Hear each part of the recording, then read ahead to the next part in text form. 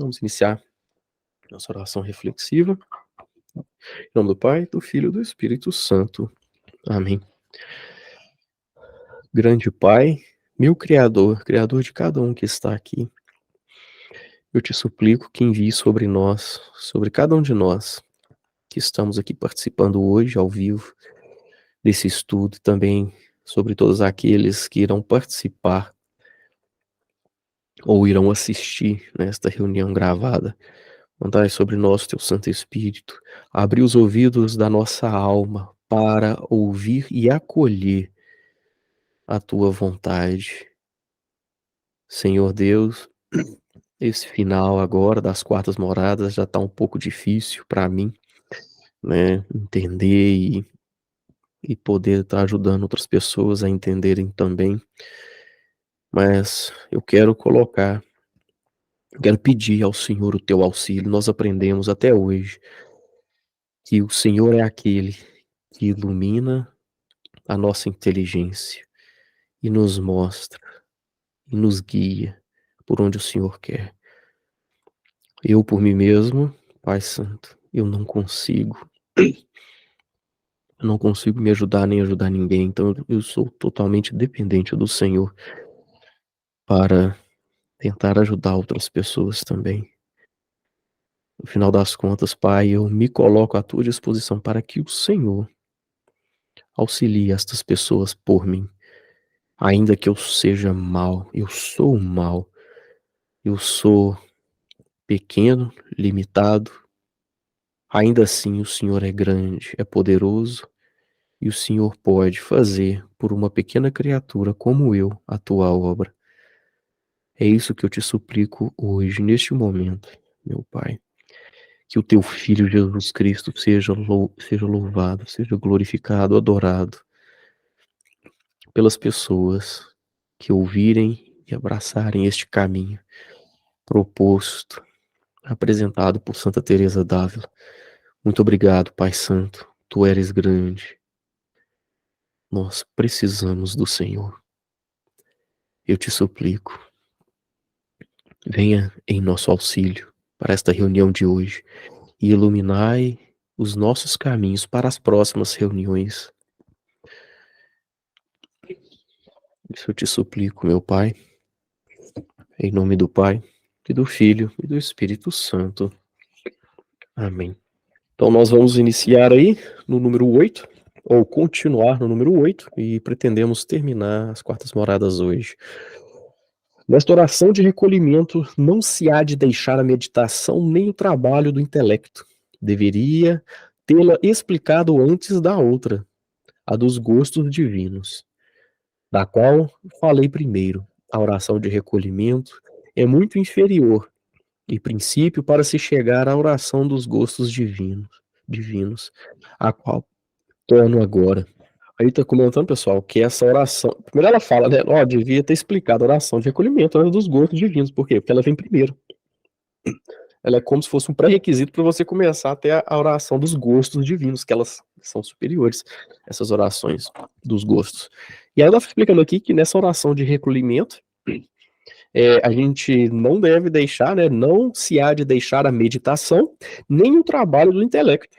Então, nessa oração, continua tendo, né, a meditação, esse esforço da gente pensar nas verdades divinas para alimentar, né, a nossa oração, pensar, Pai Santo, Tu é Deus, Tu criou o universo, vai trazendo verdades como essas, verdades, né, sobrenaturais, vamos assim dizer, vai trazendo verdades, usa o intelecto, e como aquela água que vem por encanamento, né, ela vem por encanamento, vem andando, de repente chega e começa a abastecer, né, aquele reservatório. Então é isso, né, há um esforço nosso para que essa água chegue ao reservatório. Então aí você começa a ter gosto, né, começa a ter, ela usa a palavra, não são gostos, são contentamentos, né, às vezes vem umas lágrimas, né, isso é gostoso, mas, né, a gente não deve se apegar a essas lágrimas, arrepio, a tudo que é sensível. O seu César usa a expressão psicológico, tudo aquilo que você vê, você sente, né, ele chama de psicológico, e a gente não deve se apegar a isso. Apesar que Deus manda, né, Deus é bom, e ok, você agradece, né, ou fica agradecido e bola pra frente, né, não pare.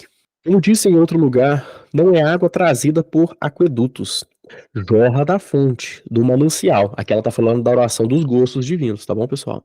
Essa jorra da fonte, do manancial, de onde brota, né, onde está a própria fonte. Como disse em outro lugar, não é água trazida por aquedutos, jorra da fonte, do manancial.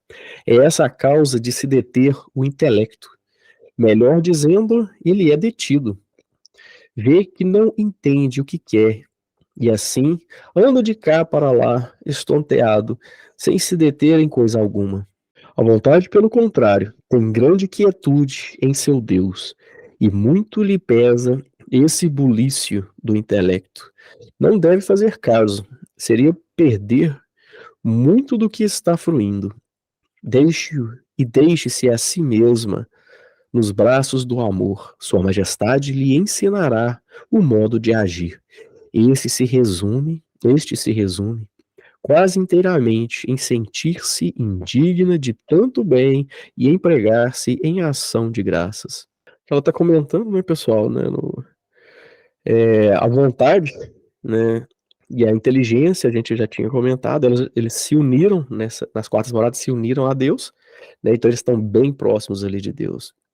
Se eu não me engano, foi aqui nas quartas moradas que Santa Teresa falou, ele tinha tanto problema de cabeça, de doença na cabeça, e me né, sabe, deixava ela zonza. E isso não atrapalhava a oração íntima dela, não atrapalhava nada, porque a vontade, né, e a inteligência dela estavam unidos a Deus. Por estar tratando anteriormente da oração de recolhimento, deixei para este lugar os efeitos ou sinais que se observam nas almas, as quais Deus Nosso Senhor favorece com os gostos divinos. Claramente se entende um dilatar-se ou alargar-se da alma, à semelhança de uma fonte construída de tal maneira que as águas não tivessem por onde correr. E quanto maior e mais ampla se fizesse a construção, tanto mais abundantemente jorrassem as águas.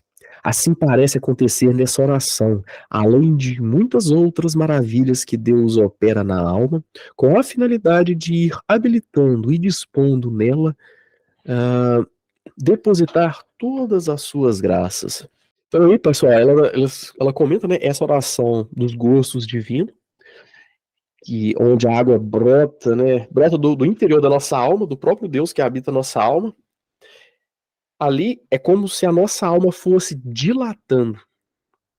Imagina aqui um recipiente, nesse recipiente vem uma água por aqueduto ou por uma mangueira e começa a encher o recipiente, uma panela, por exemplo. Chega um momento que ela começa a entornar. Isso aqui é a oração de recolhimento.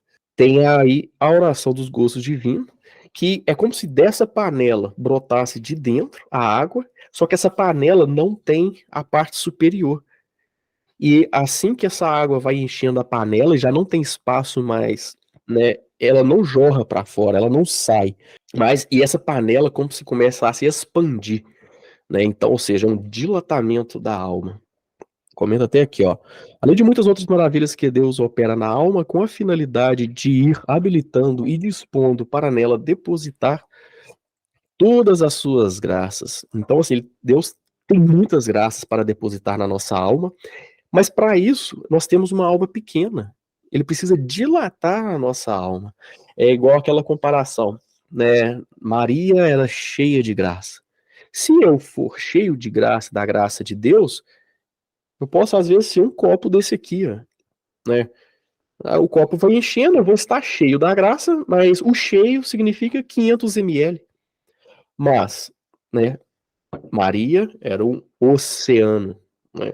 Era um oceano, né, onde cabia muita graça. Então, é isso. Deus precisa dilatar o nosso coração para que caiam todas as graças que Ele quer nos dar ali. Ele fala que ela predispõe a nossa alma. Deus predispõe a nossa alma para receber tanta graça que Ele tem para nos dar. Isso é necessário, esse dilatamento da alma.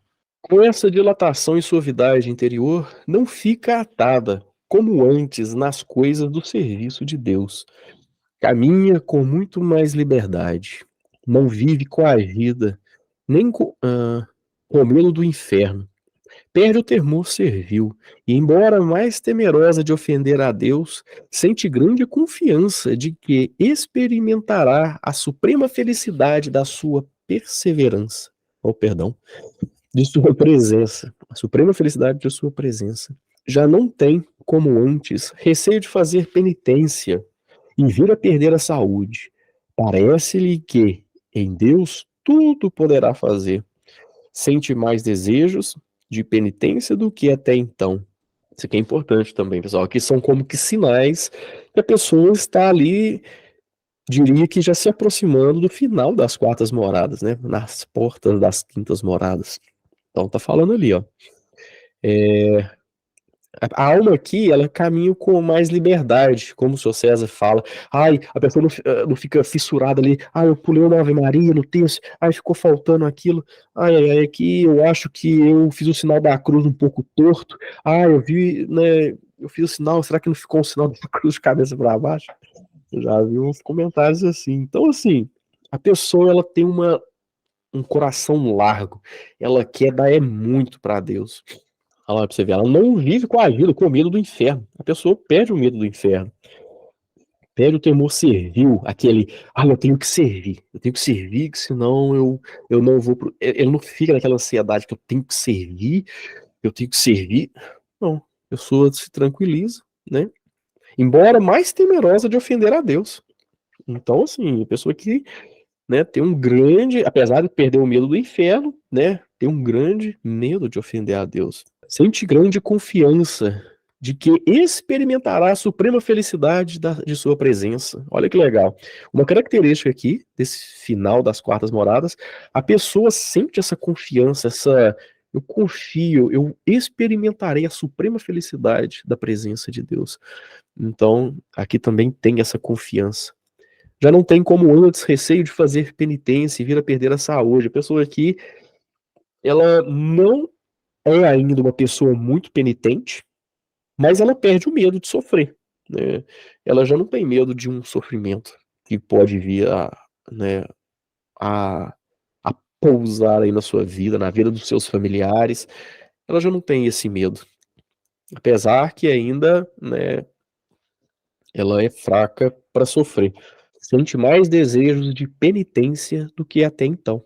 Ela vai desejar mais penitência do que ela vinha sentindo, inclusive no começo das quartas moradas. A repugnância dos sofrimentos que costumava sentir vai se moderando, tendo fé mais viva. Entende que, se o suportar por amor de Deus, Sua Majestade lhe dará graça para sofrê-los com paciência. Chega mesmo a desejá-los. De quando em quando, pela grande vontade que ele fica de fazer alguma coisa por Deus, como vai conhecendo melhor as grandezas divinas, tem-se em conta de mais miserável. Então, ele tem muitas características aqui dessas pessoas que alcançam, né, esse, diria, final das quartas moradas. Então, olha lá. Cadê? A pessoa que tem uma fé mais viva, ela entende que se ela suportar os sofrimentos dela por amor a Deus, Deus lhe dará as graças para que ele sofra, que a pessoa sofra tudo aquilo ali com paciência. Chega mesmo a desejar o sofrimento. E de quando em quando, pela grande vontade que ele fica de fazer alguma coisa por Deus. Então ele quer fazer alguma coisa por Deus, né? Tá ali, o coração da pessoa, né, esquentando, vamos assim dizer, querendo fazer algo por Deus, então ela começa a desejar, às vezes, penitências, fazer penitências. Como vai conhecê-lo melhor as grandezas divinas? Tem-se em conta de mais miserável. Então a pessoa vai se aproximando aqui, ela está mais próximo das grandezas divinas, automaticamente ela se vê menor diante de Deus. Quando nós nos aproximamos de Deus, nós automaticamente reconhecemos, nós vemos a nossa pequenez. É igual você chega. Eu nunca fui lá nas pirâmides, né? Lá no Egito. Então, você vê lá nas fotos, tem 3 pirâmides ali. Mas eu não sei. Eu posso falar pela Basílica de Nossa Senhora Aparecida, né? A gente vê fotos, mas quando a gente chega próximo da Basílica, a gente vê o quanto nós somos pequenos diante daquele grande monumento, ou o quanto é grande aquele monumento, né, perto da gente. Mesma coisa é quando nós nos aproximamos, né, das grandezas de Deus. Tendo provado os gostos de Deus, vê que os do mundo são apenas cisco. Pouco a pouco vai se apartando deles, sentindo-se mais senhora de si, para calcá-los aos pés. Fica em suma melhorada em todas as virtudes, não deixará de ir crescendo, se não tornar atrás. Esse eu devia ter colocado de rosa. Ainda que esteja muito elevada e tenha chegado ao cume, tudo perderá se voltar a ofender a Deus. Não quero dizer que de uma ou duas vezes em que Deus faça estas mercês resultem todos esses frutos. Cumpre ir perseverando para continuar a recebê-las. Na perseverança está encerrado todo o nosso bem. Então é isso aí, pessoal. Na perseverança em não ofender a Deus, né, em não voltar atrás da nossa oração reflexiva, a gente vai progredindo, a gente vai andando aí, né, nessa, nessa caminhada ao encontro com Deus. E aqui tem mais, né, características dessas pessoas aí no final das 4 moradas. Olha lá, ó. Tendo provado os gostos de Deus, vê que os do mundo são apenas ciscos. A pessoa passa a perder o gosto das coisas, dos prazeres do mundo. Por quê? Porque a pessoa começa a experimentar gostos divinos que não tem comparação nenhuma com os gostos da terra. Então, a pessoa começa, como que, eu não diria se secar, mas ela começa, vou colocar assim, a ficar apática para os gostos da terra. Pouco a pouco vai se apartando desses gostos da terra, sentindo-se mais senhora de si, para calcá-los aos pés. Ou seja, a pessoa com mais facilidade ela consegue dizer não para esses gostos. Vem ali, eu sou fissurado em chocolate. Pessoas brancas, eu gosto de chocolate e como, mas com muita facilidade ela vai falar um não para isso, para os prazeres, né, da terra. Fica em suma melhorada em todas as virtudes. Então, todas as virtudes, essa pessoa está mais melhorada. Não deixa de ir crescendo se não tornar atrás. Aqui é o ponto, né? Quero insistir muito num aviso. Para quem se vir neste estado, guarde-se extremamente das ocasiões de ofender a Deus. É que, neste ponto, a alma ainda não está criada, não está formada. É semelhante a uma criancinha que vai começando a alimentar-se do leite materno. Se for separada do peito materno, que se pode esperar para ela senão a morte? Tenho grande receio de acontecer o mesmo às almas que se apartam da oração, após terem recebido de Deus este favor, a menos que seja por motivo justíssimo e que tornem prontamente a ela. A não ser assim, irão de mal a pior. Então é isso aí, pessoal. Mais uma vez, ela vai passar provavelmente o livro inteiro falando. Não se afaste da oração reflexiva, pessoal. Não se afaste. Imagina, né, você está progredindo na sua oração reflexiva, você está tornando uma pessoa mais virtuosa, Deus já está mudando seu coração. De repente você se afasta da oração reflexiva. Aqui está falando, olha, muito cuidado com essas palavras. Por quê? Porque nós somos ainda muito fracos. Então essas palavras aqui podem fazer mal se mal interpretadas, que é se a pessoa se apartar da oração por um motivo justíssimo e logo já voltar à oração, ainda assim não causa problemas, né? Você não vai ter um retrocesso. Então, assim, é perigosíssimo. Vai pelo caminho seguro, tenta não largar a oração, né? A gente tende às vezes, né, pelo menos eu lembro quando eu comecei a rezar, né? Fiquei 6 meses rezando, depois eu parei, de verdade, eu não lembro de nenhum motivo justíssimo por ter parado de rezar. Eu não lembro o que aconteceu, mas eu fiquei uns 6 meses sem rezar.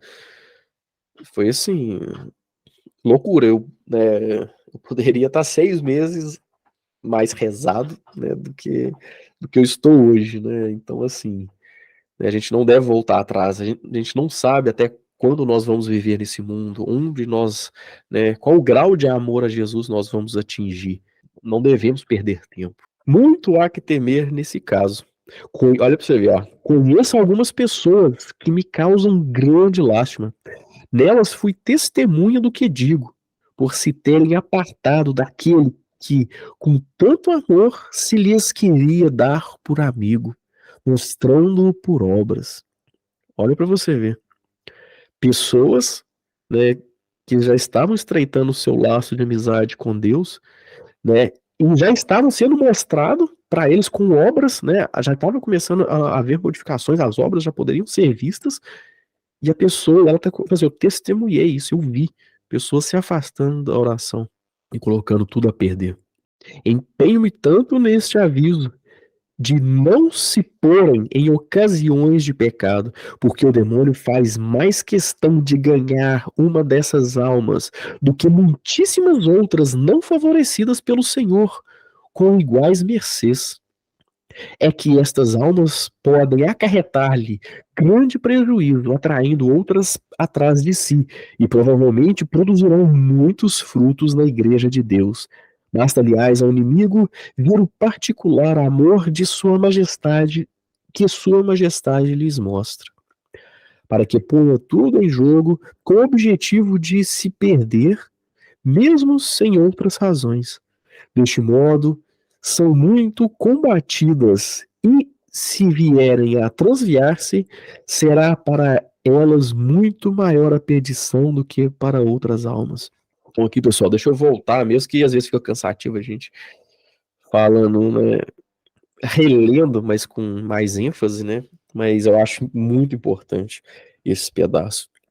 Empenho-me tanto neste aviso de não se pôr em ocasiões de pecado, afastar das ocasiões de pecado, porque o demônio faz, aqui é importante, é porque o demônio faz mais questão de ganhar uma alma dessas, né, dessas almas, do que muitíssimas outras. Então o demônio, quando ele vê uma pessoa que reza, ele prefere ganhar essa alma que reza do que muitíssimas outras que não receberam essas graças de Deus. Está falando aqui que não receberam essas iguais mercês, né, iguais graças. Então, se você teve a graça de conhecer esse caminho, começar a rezar, né, aproveite esse grande tesouro, né, comece a oração, persevere na oração. Não se afaste da oração. Por quê? Porque o demônio ele vai provavelmente largar outras almas para investir, né, em você. Você é um perigo para o reino de Satanás. Você é um perigo para o reino de Satanás, porque um santo, ele traz muitas outras pessoas consigo. Um santo, o padre Paulo Ricardo que fala, né, um santo não é santo sozinho. Às vezes é outra pessoa que ele cita, mas um santo não é santo sozinho. Se você começa, e vamos ser sinceros, pessoal, isso acontece. Se você progride, né, persevera nesse caminho de oração, você literalmente começa a se santificar, você começa literalmente a se tornar um outro Jesus, né? Se cristianizar, se divinizar. Então, né, você automaticamente vai trazer outras pessoas consigo, porque um santo, ele é dócil, dócil à vontade de Deus, e Deus, ele quer fazer a obra e quer salvar, né, outras almas pelos santos. É que essas almas podem acarretar-lhe grande prejuízo ao demônio, atraindo outras para si, provavelmente produzirão muitos frutos na igreja de Deus.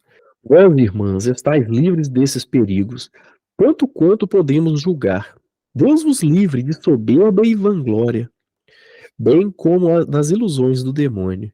Este inimigo pretende contrafazer estas mercês, mas logo se dá a conhecer. Não produz os efeitos acima descritos, mas tudo ao contrário.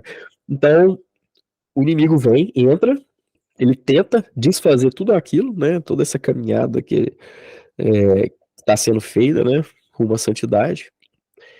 Mas logo, logo você vê o rabinho dele. Fala assim, olha, tem dedo demônio disso. Isso aqui não é de Deus. Você consegue identificar. Você consegue identificar.